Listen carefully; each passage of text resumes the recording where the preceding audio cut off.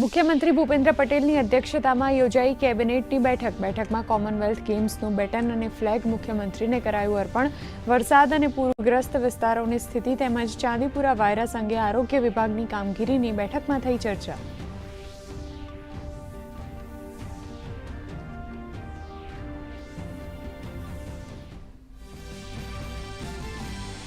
Commonwealth games 2030ના આયોજનને લઈને નાયબ મુખ્યમંત્રી હર્ષ સંઘવીએ કહ્યું, ટીમ ગુજરાત સંપૂર્ણ સજ્જ. આગામી કોમનવેલ્થ ગેમ્સ સુધી ફ્લેગ ગુજરાતમાં જ રહેશે. આવનારા દિવસોમાં રાજ્યના તમામ જિલ્લા કક્ષાના સ્પોર્ટ્સ કોમ્પ્લેક્સમાં વધુને વધુ ખેલાડીઓ જોડાય તેવું કરાશે આયોજન.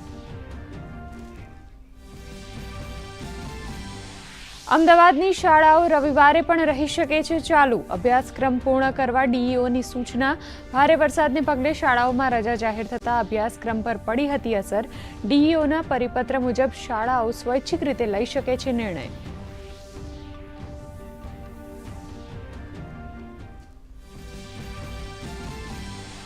રાજ્યમાં સૌથી નાનું બાળક ચાંદીપુરા સામે જજુમી સ્વસ્થ. રાજકોટમાં 3 માસની બાળકી ચાંદીપુરામાંથી સ્વસ્થ થતા સિવિલ હોસ્પિટલમાંથી અપાઈ રજા.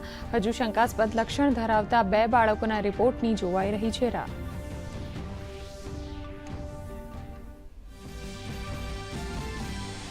સંસદના બંને ગૃહ આવતીકાલ સુધી સ્થગિત. આજે લોકસભામાં બેન્કર્સ બુક્સ એવિડન્સ બિલ થયું પસાર, તો રાજ્યસભામાં સુપ્રીમ કોર્ટમાં ન્યાયાધીશોની સંખ્યા વધારતું બિલ થયું પસાર.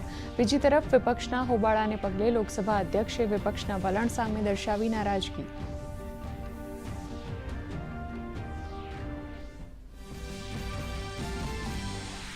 ઝારખંડમાં સતત 12મા દિવસે પણ વિદ્યાર્થી આંદોલન યથાવત. ભારે વરસાદ વચ્ચે પણ વિદ્યાર્થી ધરણા સ્થળ પર રહ્યા ઉપસ્થિત. વિધાનસભા ઘેરાવની તૈયારી.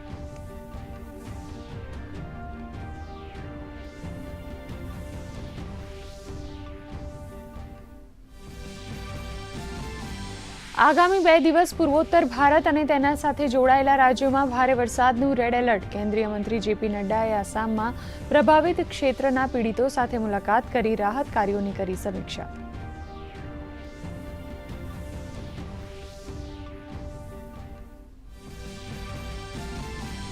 રાજ્યમાં આગામી 7 દિવસ હળવાથી મધ્યમ વરસાદની આગાહી. અમદાવાદમાં ગાજવીજ સાથે મેઘમહેરનું હવામાન વિભાગનું અનુમાન. બીજી તરફ રાજ્યમાં સિઝનનો અત્યાર સુધી 16% વધુ વરસાદ.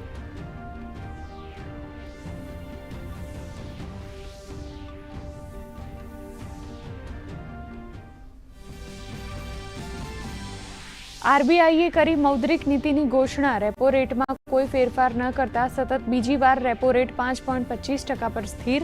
હોમ લોન, કાર લોનના ઈએમઆઈ નહીં વધતા સામાન્ય જનતાને રાહત. આરબીઆઈએ કહ્યું, ભારત રહેશે દુનિયાની સૌથી ઝડપી અર્થવ્યવસ્થામાં સામેલ.